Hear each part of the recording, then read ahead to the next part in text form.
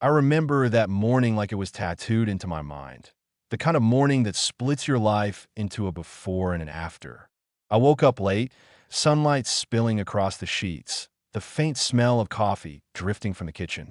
Lydia had left early. She said she was meeting her sister to plan something for the wedding. It was supposed to be our big day in 3 weeks. I was supposed to be the happiest man alive. Instead, I opened my laptop, and my world shattered. At first, it was just routine. I've been tagged in a few posts overnight. Friends, family, wedding comments, the usual noise. But then I saw it. A photo that stopped my heartbeat for a full second. Lydia, my fiancée, sitting on another man's lap at a dimly lit bar. Her arms around his shoulders, his hands resting comfortably on her waist. The caption read, "Last night of freedom." My stomach flipped. I stared at the screen, frozen. I didn't want to believe it. Maybe it was a joke. Maybe it was photoshopped. Maybe someone had tagged the wrong Lydia. I clicked it open, zoomed in, and there was no mistake. It was her. Same smile, same dress I'd seen hanging on the back of our bedroom door yesterday. I don't know how long I sat there. Maybe 5 minutes. Maybe an hour. My chest felt hollow. My mouth dry. There was a ringing in my ears that drowned out every thought except one. Why? My hands trembled as I opened Facebook again. I clicked on our relationship status. Engaged. That word suddenly looked ridiculous. I changed it to single. Within seconds, my phone buzzed. Messages from friends. Notifications exploding. The world always moves fast online, faster than hearts can catch up. By the time Lydia came home that evening, she was furious. Her heels clicked against the floor like gunshots. "What the hell did you do?" she snapped. "Do you have any idea how insane you look right now?" I didn't say a word at first. I just turned the laptop toward her and played dumb. "Explain this," I said quietly. She froze for half a second, then scoffed. "Oh my God, Eli, it's just a joke. We were celebrating, and someone took that picture as a prank. You know how people are."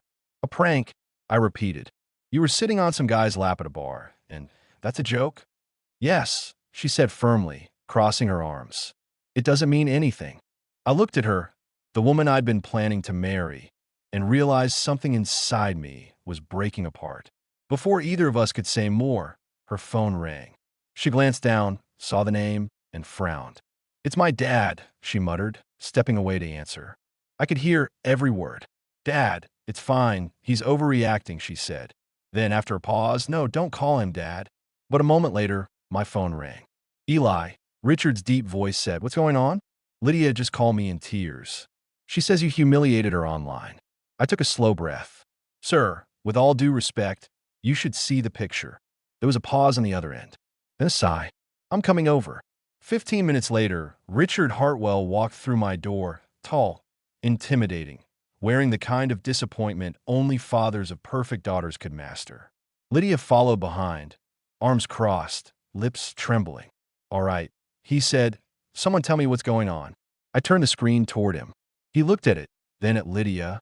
She opened her mouth, but he raised a hand. "Don't," he said. "Just don't talk for a second." He stared at her, long enough for her to fidget. "Is this true?" It was a joke, Dad. Everyone was drinking and... Enough." His voice was sharp. "Lydia, go home. I'll talk to you later." She looked like she wanted to argue, but one look from him ended it. She grabbed her purse and stormed out. When the door closed, Richard turned to me. "Eli, I don't know what's going on between you two, but if there's any truth in this..." "There's more than a picture," I interrupted quietly. "There's something wrong. She's been distant, secretive. I can feel it." He sighed. "Then find out. Because if she's lying, you deserve to know." After he left, I sat there staring at the laptop again, the glow of the screen flickering across my empty living room. My chest ached. For years I thought Lydia was the one, the person who made my life make sense. That night, I couldn't sleep. The next day, I called my friend Mike. He'd always been the guy who knew things, small-town gossip, office rumors, connections. "Mike, I need a favor," I said. "You know anyone named Troy Barron?" There was a short silence, then a whistle. "Troy?" "Yeah, he's the regional manager over at Redwood Insurance. Golden boy, big house, big ego." "Why?" "He's the guy in that photo." "Oh hell," Mike muttered. "He's close with Lydia's dad. You know that, right?" I didn't. But suddenly a lot of things started making sense. The late-night meetings, the girls' nights that ended past midnight, the sudden interest in career opportunities. Over the next few days, I noticed things, small, almost invisible details. Lydia's phone always face down. Her laughter when she texted. The way she'd go quiet when I entered the room. Something was off. By Friday, I couldn't take it anymore. I followed her. Not like a stalker, more like a desperate man who needed answers. She left work early, said she was meeting her sister. Instead, she drove across town to a place called Riverside Apartments. I parked a block away and watched as she walked inside. Building C, Unit 23. 10 minutes later, Troy Barron showed up. My throat went dry. They didn't even check if anyone was watching. He opened the door, and she threw her arms around him. I sat in my car for nearly an hour, watching the lights flicker through the curtains. My hand shook so badly I could barely grip the steering wheel. When I finally drove home, I felt like someone had scooped out everything inside me and replaced it with static. I didn't confront her that night. I couldn't. Instead, I called Darius, an old friend of mine who ran a small private security firm. I need to know the truth, I told him. All of it. He didn't ask questions. Just said, I'll handle it. A few days later, I got a message from Sienna, one of Lydia's bridesmaids. I didn't even know she had my number. Can we talk? It said. We met at a coffee shop near the lake. She looked nervous, eyes darting around as if afraid to be seen. I shouldn't even be telling you this, she began, but you deserve to know. Lydia's been seeing Troy for 6 months. I felt my stomach drop. She told me she wasn't sure about the wedding, Sienna continued. She said she needed to figure out her feelings. And Troy, well, he told her he was leaving his wife after his promotion. She believed him. I leaned back in my chair, numb. So, she was gonna what? Cancel the wedding and run off with him? Sienna bit her lip. She said she wanted to see how things felt. But yeah, that's basically what she meant. The air in that cafe felt thick, suffocating. I could hear the hum of the espresso machine, the laughter of strangers, all those normal sounds that shouldn't exist when your life is falling apart. I nodded slowly. Thanks, Sienna. You did the right thing. When I got home, I stared at the engagement ring still sitting on the kitchen counter. I picked it up, turned it in my hand, watched the light glint off the diamond. It used to mean something beautiful. Now it felt like a weapon. By the end of that week, Darius called. His tone was grim. Eli, you better sit down. He sent me a file, photos, hotel receipts, copies of credit card statements. Every page a new stab to the chest. There she was, checking into a hotel with Troy. There were dinners, trips, even messages about the future and a life together. He sighed. It gets worse, he said. Troy's not leaving his wife. He's drowning in debt. His wife's father is the VP of his company. If he divorces her, he loses everything. Lydia doesn't know any of that. For a while, I couldn't speak. I just sat there, watching the evidence of my own humiliation scroll by. All the late nights, the lies, the fake smiles. Lydia wasn't confused. She was planning an exit. That night, I didn't cry. I didn't shout. I didn't even drink. I just sat in silence, the kind that buzzes in your ears and presses on your skull. And somewhere in that silence, a cold, steady thought began to form. If she was going to destroy me, I wasn't going down quietly. I didn't sleep that night either. Not a minute. I sat in the dark, my laptop open, the glow of the screen painting the walls in cold blue light. The evidence folder Darius had sent me sat open like a wound. Photos, receipts, screenshots, timelines. Every click was another cut. By sunrise, I wasn't broken anymore. I was calm. Too calm. That's the thing about pain. At some point, it stops hurting. It starts sharpening you. I made coffee, opened a new file, and started planning. Step 1, expose the truth. Step 2, make them live with it. But this wasn't about screaming or throwing things. I wasn't going to storm into a hotel room or slap anyone in public. That's what they'd expect. Messy emotions, humiliation, drama. No, I wanted precision. By mid-morning, I was at Darius's office, a small building near the docks, the kind of place that smelled like burnt coffee and gun oil. He was leaning over his desk, eyes tired, jaw set. You sure about this, Eli? He asked. Yes, I said quietly. I want everything. Every file, every picture, every message. And I want backups. He nodded slowly. You're not thinking of doing something stupid, are you? No, I said. I'm thinking of doing something smart. He didn't argue, just handed me a flash drive. When I got home, I sat at my computer again. The engagement photos on the desktop felt like mockery, so I deleted them. In their place, I opened a blank document titled The Truth. I wrote it all down. Every lie, every betrayal, every receipt. I formatted it cleanly, like a report. At the end, I attached the photos. No commentary, no anger. Just facts. Then I uploaded it. Not publicly, not yet. Just to a cloud drive, with one backup link sent to my email. Then I called Lydia. She answered on the third ring, her voice sharp. Eli, I don't want to keep fighting about this. We're not fighting, I interrupted. We're done. She went silent. What? I know everything, Lydia. Not just a photo. I know about Troy. The hotels. The fake meetings. The promises. Everything. There was a long pause, then a shaky laugh. You're insane. You hired someone to spy on me. No, I said softly. I hired someone to protect me from a liar. You're overreacting. Save it. You'll get an email later today. It's not public yet. You might want to read it before your dad does. Her breath caught. What does that mean? It means this is over. You don't get to lie your way out again. You'll see soon enough. I hung up. By noon, I sent 3 emails, one to Lydia, one to her father, and one to Troy Barron's corporate ethics department. The same file. No commentori. No threats. Just truth. Within an hour, my phone started blowing up. First came Lydia. 17 missed calls. Then her sister. Then Richard. I didn't answer any of them. Finally, a new number called. Unknown. Mr. Thomas? A man's voice said. This is David Crane from Redwood Insurance. We've received some materials regarding an employee, Mr. Barron. Would you be available to confirm a few details? Everything you need is in the file, I said evenly. But yes, I'll confirm if required. He thanked me curtly and hung up. An hour later, Lydia showed up at my door. Her mascara was smeared, eyes red. She didn't even knock, just pounded on the door until I opened it. How could you do this to me? She shouted. You've destroyed my life. Esther the hair. No, Lydia. You destroyed it. I just stopped pretending. Her lip trembled. My dad won't even speak to me. Troy's been suspended. His wife, she choked. She found out everything. She threw him out. Good, I said. Now you know what honesty feels like. She slapped me then, hard enough to sting, but not enough to hurt. Her hand trembled afterward. You're a monster. No, I said quietly. I was the guy who would have died for you. The monster came later, the one you made. She started crying. Big, ugly sobs that once would have broken me.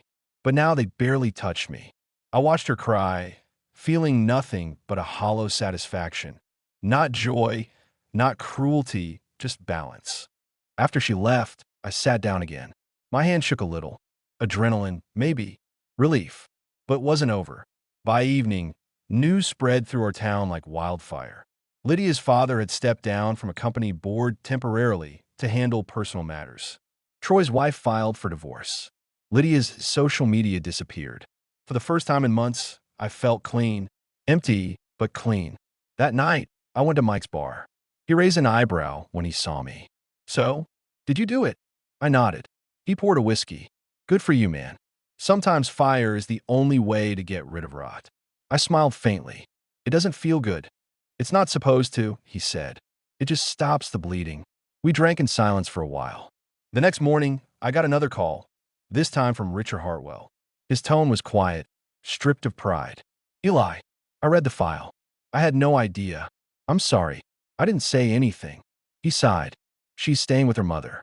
I don't know what she's going to do next, but for what it's worth, you did the right thing. I thanked him, though I wasn't sure it mattered anymore. That day, I took a walk by the lake. The same lake where we'd once planned our honeymoon destination. The same bench where I'd proposed. The world looked the same, calm, bright, but everything inside me had changed. I sat there for a long time, watching the water move. And then, without really thinking, I pulled out my phone and started recording. It wasn't for anyone. Not at first. I just needed to talk. I guess this is what happens when you give your heart to the wrong person, I said to the camera. You start thinking love is about trust, about loyalty, but maybe it's really about what you become after it's gone.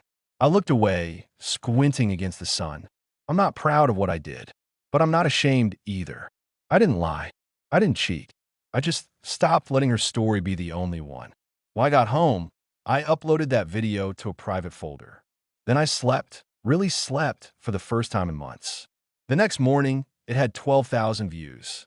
Apparently, someone had found it, reposted it, titled it "Man Exposes Fiancé's Betrayal Before Wedding."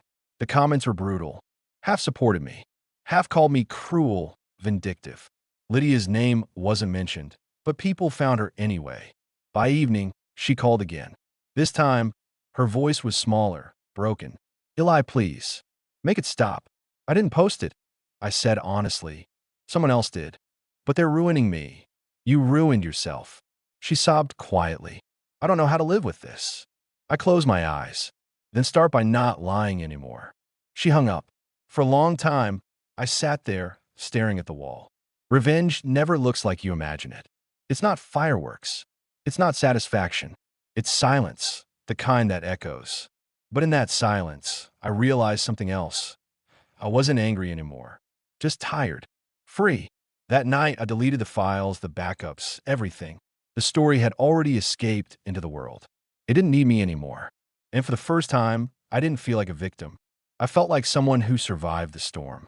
It's strange how fast people move on from tragedy, as long as it's not their own. A week after everything exploded online, life in town went back to normal. The bakery reopened. Kids went to school. The same gossipers who whispered my name one day were dissecting someone else's drama the next.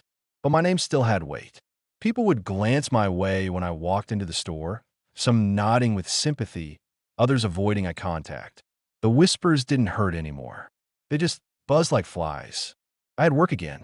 My company offered remote projects after the incident. I accepted quietly and spent most days coding, headphones in, coffee mug always full. The quiet felt earned now. Sometimes at night, I'd still check the lake, the same bench, the same path. But I wasn't looking for ghosts anymore.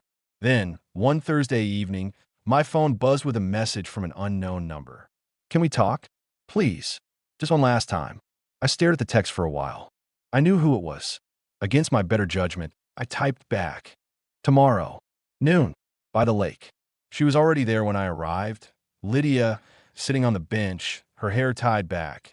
No makeup, no jewelry. She looked smaller somehow. Fragile. "Hi," she said quietly. We sat in silence for a long time. Just wind and water. Finally, she said, "You destroyed me, Eli." I looked at her. "You destroyed us. There's a difference."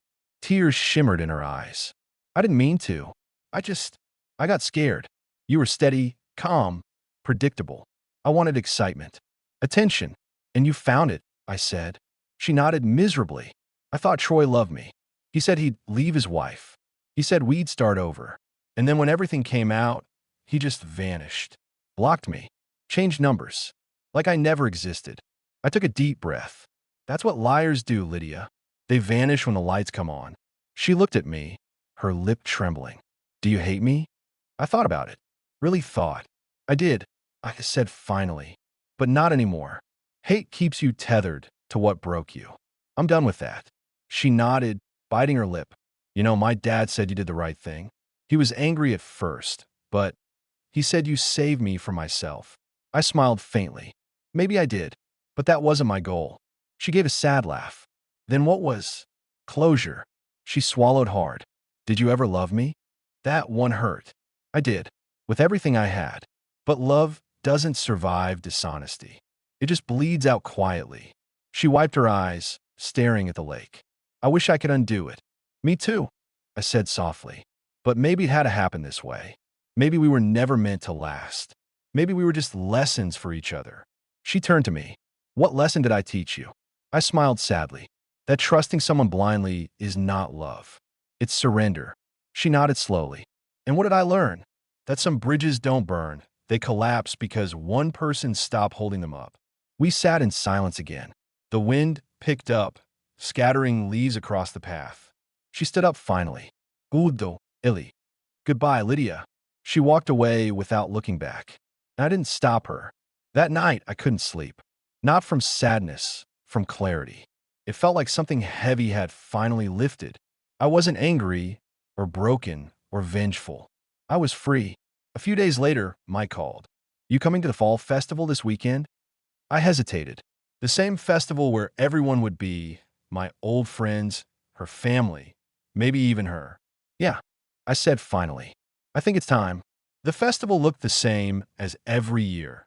Fairy lights strung between trees, the smell of fried dough and cinnamon, laughter echoing from the main stage. But to me, it felt different, lighter. People watched me as I walked by, but there was no malice in their eyes this time. Just curiosity, respect, maybe. Then I saw them, Dave, Tom, and Mark, my old circle. They were by the beer tent, laughing too loudly. I approached. The laughter stopped. Well, Dave muttered, if it isn't the town's avenger. Evening, I said simply. Tom sneered. You proud of yourself? You turned this place upside down for a woman. I looked him dead in the eye. No, I turned it upside down because truth matters. Something you three forgot a long time ago. Mark snorted. You think you're a hero? You humiliated everyone. You made us look like fools. You did that yourselves, I said. I just stopped covering for it. Tom's face reddened. You think people respect you now? They pity you. I smiled. That's fine. Pity's better than lies. Dave stepped forward, chest puffed. Garethol, Eli. You've already lost enough. Yeah, I said quietly.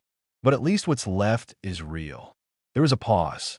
Then Mark muttered something under his breath and walked off. The others followed. I didn't chase them. I didn't need to. Darius found me later, standing by the stage, watching the fireworks. You handle that well, he said. Not really, I said with a small smile. I just didn't care enough to fight. He nodded. That's how you know you've healed. As the crowd cheered, I pulled out my phone. The same one that once held pictures of Lydia and me, messages full of promises, lies and plans. Now it was just mine again. I opened a new note and typed 3 words. Start something new. It wasn't about revenge anymore. It wasn't about them. It was about me, about learning to live without bitterness, to rebuild without resentment. Over the next few months, I did just that. I took a new contract in another city, small, quiet, near the mountains. Bought a used truck, rented a small house with a garden. I started hiking again, reading, living. One morning, I found an old camera in a thrift shop. I bought it and started filming short monologues, not about pain, but about lessons, about trust, betrayal, and the strange beauty of starting over. I never show my face. I didn't need to. People listen anyway. The first video got a few hundred views, then 1,000, then 10,000. People started calling me the quiet witness. They didn't know my name, and I didn't want them to, but they heard the message. That truth, even when it hurts, can set you free. One night, months later, I got an email from Lydia. No subject line, no greeting, just a single paragraph. I watched one of your videos. I think you finally became who you were always meant to be. I am glad. I am sorry. Goodbye. I sat there for a long time, staring at the screen. Then I deleted the message. Not out of anger, out of peace. I went outside. The air smelled like rain. Somewhere in the distance, thunder rolled softly across the hills. I tilted my head back, closed my eyes, and breathed. For the first time in a long time, I didn't feel like the man who lost everything. I felt like the man who survived it. And maybe that's what this story really is, not about betrayal or revenge or justice, but about how one click, one lie, one night can shatter everything. And still, somehow, leave you strong enough to rebuild. Because when the storm is finally over and you're standing alone in the quiet, you realize that peace doesn't come from getting even. It comes from letting go. And that's exactly what I did.